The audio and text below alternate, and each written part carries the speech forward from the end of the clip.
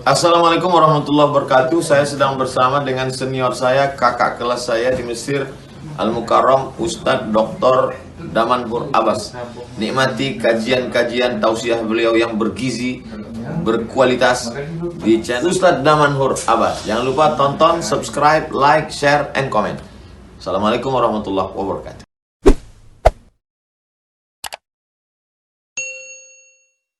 Alhamdulillah wassalatu wassalamu ala Rasulillah. Rabbi shrah li sadri wa yassir li amri wahlul 'uqdatam min lisani yafqahu qawli. Amma ba'd. Pembahasan kita pada sore yang berbahagia ini mengenai halal fashion. Ada sebuah ayat di dalam Al-Qur'an yang memang ini sering kita melupakannya. Allah berfirman di dalam surat Al-A'raf ayat 31 yang berbunyi A'udzubillahi minasyaitonirrajim. Bismillahirrahmanirrahim. Ya bani Adam khuzu zinatakum 'inda kulli masjidin wa kulu washrabu wa la tusrifu innahu la yuhibbul musrifin. Allah di dalam ayat ini memanggil kepada seluruh bani Adam. Tidak ada batasan, ya, tidak ada batasan kepada siapapun. Ya, ini merupakan sebuah kemuliaan. Pada saat Allah memanggil dengan panggilan Bani Adam, ini menunjukkan adanya sebuah kemuliaan yang diperuntukkan kepada manusia.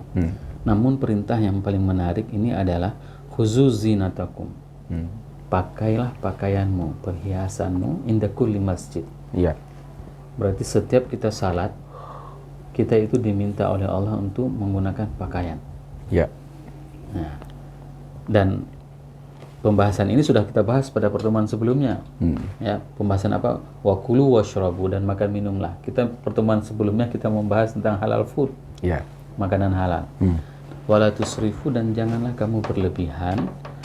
Innahu la yuhibbul musrifin. Sesungguhnya Allah tidak menyuka orang-orang yang suka berbuat berlebih. Ya.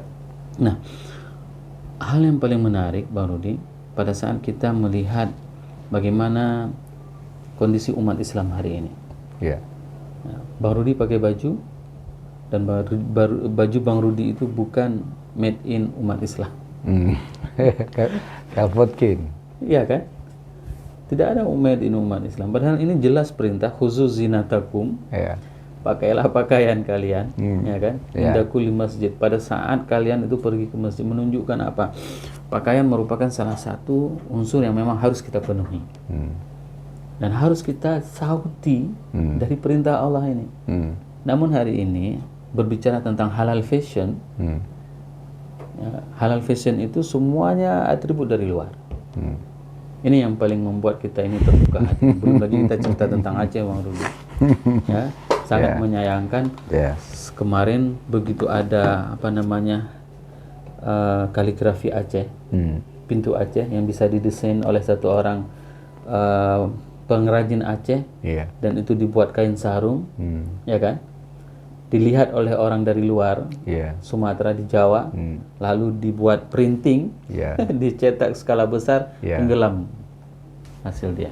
Ya, itu mungkin enggak ada semacam istilah hak cipta gitu. Iya, karena dia tidak pernah mendaftarkan hakinya.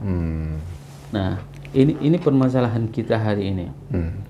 Jadi saya kemarin mengikuti media sosial. Nanti paling bahayanya lagi pada saat TikTok itu akan melihat barang apa yang paling banyak diperjualbelikan. TikTok akan melihat pakaian apa yang paling banyak diperjualbelikan, dan dia akan memproduksinya di Cina, lalu akan dikirim kemari pakaian tersebut. Nah, seharusnya ini menjadi tugas kita umat Islam pada saat kita berbicara tentang halal fashion. Ya, katakanlah umat Islam yang ada di Aceh itu 5 juta jiwa. Kalau seandainya laku kain sarung yang diproduksi oleh Bang Rudi dengan perusahaannya, ya, katakanlah misalnya Ijakrung Bang Rudi misalnya judulnya, dengan motif Acehnya, laku satu lembar, ya, ada keuntungan dalam satu lembar 10.000, 5 juta yang laku. Orang Aceh 5 juta jiwa membeli kain sarung tersebut, maka berapa akumulasi keuntungan yang akan dimiliki. Namun hari ini kita tidak lagi melihat hal seperti itu, Bang. Contoh saja misalnya,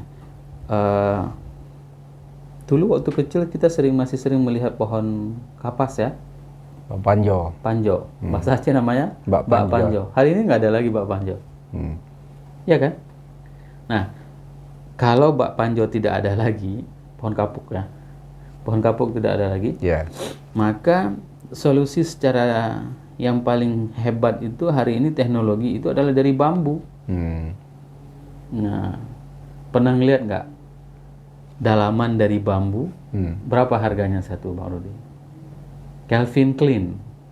Ya. Nggak Peralatan mungkin nih. dalam. Hah? Peralatan dalam. Peralatan dalam underwear. Calvin Klein. Kalau dari bambu itu berapa harganya? 700.000, Bang. Gitu ya. Iya. Nah, inilah sebenarnya yang memang kita pohon bambu cukup banyak dan itu digunakan hanya untuk sebatas meriam bambu, Ya. kan? Dan hanya untuk permainan seperti itu. Tapi kita tidak pernah merubah bambu itu menjadi busana. Padahal kita mempunyai resource yang sangat luar biasa. Kalau seandainya Aceh mau berpikir think smart, ya pemerintahannya, harus ada industri yang diciptakan oleh pemerintah untuk halal fashion. Sehingga apa? Kita tidak lagi mengharapkan bahan baku kain itu, mohon maaf ya, Iya. misalnya dari luar.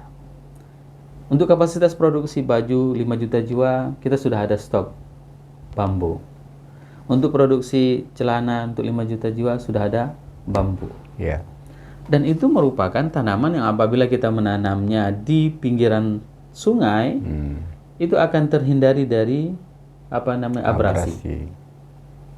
Dan hari ini tidak ada lagi bambu di pinggir sungai. Ya.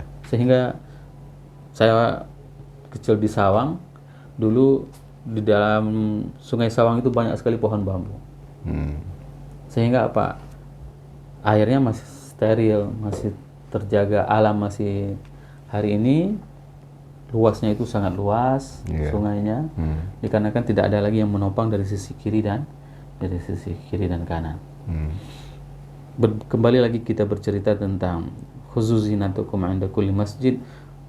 Indonesia memang menempati peringkat ketiga untuk halal fashion seluruh dunia. Ya. Dikarenakan apa? Dikarenakan populasi umat Islam melebihi dari 200 jiwa. Dan ini adalah peluang pasar yang paling terbesar bagi kita pada saat kita bergerak di sektor halal fashion. Bayangkan saja, model jilbab yang ada di Indonesia itu cukup banyak. Ada yang sampai melilit leher sampai dengan naik ke atas kepala. Nah, kesemua ini merupakan kreasi. Ya. Nah, kita di ekonomi syariah itu setiap tahunnya selalu melakukan fashion show. Ya. Nah, fashion show itu merupakan hasil kreasi dari anak bangsa, anak Aceh.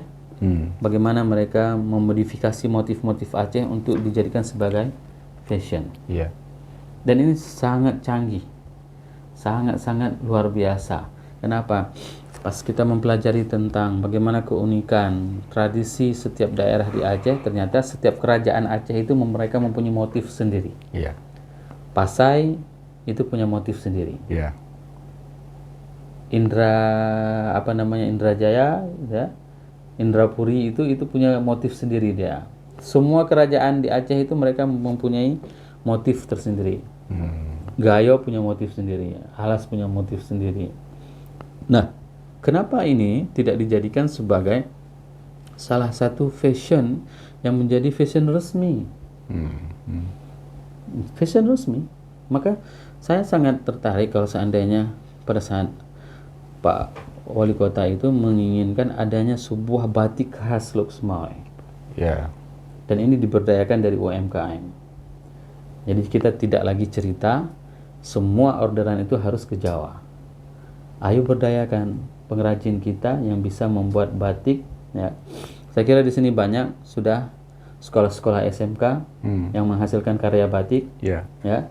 Ada beberapa di antaranya usaha-usaha UMKM yang menghasilkan karya batik, libatkan semua lini untuk menghasilkan batik khas Kota Lok Sumawe, batik khas Aceh Utara, batik khas mana misalnya seperti itu. Sehingga apa? Pada saat kita berbicara mengenai fashion, tentang busana, maka mulai dari hulu ke hilir itu semuanya dari kita untuk kita. Ya. Kalau hanya sekedar order ke Pulau Jawa, semua juga bisa. Seperti itu, Pak Rudi. Memaknai apa namanya fashion tadi, Ya. yang dimaksud penggunaan fashion yang berlebihan seperti apa, Ustaz? Nah, penggunaan fashion yang berlebihan itu dipahami dengan seseorang itu mengkonsumsi pakaian itu karena memang dia sudah tidak tahu lagi. Ini ada ungkapan seperti ini. Saya ada baju, tapi udah 2 bulan ini belum habis kegilir pakainya. Ada seperti itu kan? Ya. Ya. Ya. Begitu juga dengan sepatu. Sepatu dia ada 1 rak almari. Sepatu aja. Ya. Belum lagi dompet. Sehingga apa? Ini memang menjadi permasalahan pada saat katakanlah misalnya setiap pengajian ada 1 baju pengajian. Ya. Nah, ini paling banyak mungkin juga akan menjadi komplain. Ibu-ibu pas dia pergi pengajian A bajunya ini, pengajian B bajunya ini, pengajian C bajunya ini. Nah, ini sebenarnya yang melebihi daripada kebutuhan. Itu yang dinamakan dengan mubazir tadi. Nah, berlebihan itu ya seperti itu. Ada sebagian orang yang memang dalam 2 bulan dia belum habis menggilir baju yang ada dimilikinya. Nah, seharusnya lihatlah bagaimana orang-orang terdahulu. Mereka juga mempunyai baju, tapi bajunya ya seperti kita katakan tadi. Kalau memang ada yang kasih dikasih untuk orang lain. Seperti itu. Ya. Tadi kita berbicara soal mungkin motif Aceh diproduksi di Aceh, begitu, Ustaz. Nah, kalau selama ini kita lihat misalnya katakanlah satu merek produk W itu motifnya motif Aceh, Ustaz. Kain sarung. Ada kain sarung itu produknya W. Jadi apa namanya motifnya motif pintu Aceh itu tadi, Ustaz. Nah, itu akibat tadi karena kita tidak mendaftarkan di Haki ataupun dengan hak cipta kita sendiri, Ustaz. Ya. Nah, apakah bisa jadi sarung yang diproduksi di sana ya mengandung zat-zat yang mungkin tidak halal, Ustaz? Terus dikirim ke kita di sini, ini produk Aceh nih. Nah, ini imbasnya seperti apa nih, Ustaz? Kalau dibeli oleh orang luar, ini produk Aceh. Nah, kemungkinan apalagi merek yang Bang Rudi sebutkan tadi itu kan kita tidak bisa menghakimi ya, karena kita tidak pernah meneliti komposisi bahan bakunya dari apa. Tapi yang jelas sangatlah picik kalau seandainya dia memproduksi pakaian muslim dari bahan baku yang tidak syar'i. Nah, tapi itu bisa saja terjadi. Kenapa saya katakan demikian? Teman-teman di Eropa, mereka itu sangat concern dalam hal halal fashion. Nah, salah satu teman di Spanyol, di Granada tepatnya, dia membuat apa namanya kaos kaki halal. Dia produksi kaos kaki tapi halal dan non Muslim. Ya. Hal yang menarik adalah pada saat dia mengambil sumber daya bahan bakunya, apa yang harus dia lakukan? Maka dia pelihara domba yang sangat banyak.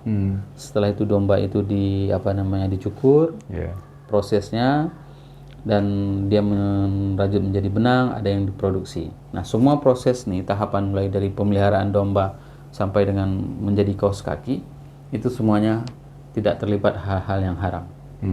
Sehingga apa? MUI-nya Spanyol ya, itu mengeluarkan sertifikasi halal untuk kaos kaki tersebut. Nah, karena bisa saja misalnya mohon maaf pas kita beli baju jas ternyata kancingnya itu memang dari lemak babi. Nah, cuma fairnya di sana kan mereka buat ini ada komponen-komponen tertentu yang memang ada unsur babi, misalnya dibuat di bajunya. Nah, hal-hal seperti ini yang memang harus kita jaga, terlebih pada saat kita hidup di luar. Hidup di luar kita memang harus betul-betul strict dan harus betul-betul kita istiqamah menjaga barang-barang yang kita pakai, agar terlepas dari hal-hal yang diharamkan. Maka saya sangat menyarankan kalau seandainya hari ini kita memproduksi kain sarung seperti baru dibilang tadi, kita tunjukkan mulai dari proses awal sampai dengan hasil, prosesnya itu adalah halal. Ya. Sehingga apa, orang yakin memakai kain sarung kita dengan motif Aceh kita, itu adalah kain sarung yang memang halal dan akan sah salatnya. Kalau dia beli ya, kalau dia curi nggak sah kain sarungnya. Itu sudah identitas kita ya Ustaz ya. Apalagi kalau misalnya kain sarung itu ada apa, logo Islamik gitu. Nah, logonya doang gitu. Oh ini punya Lok Sumawi ini.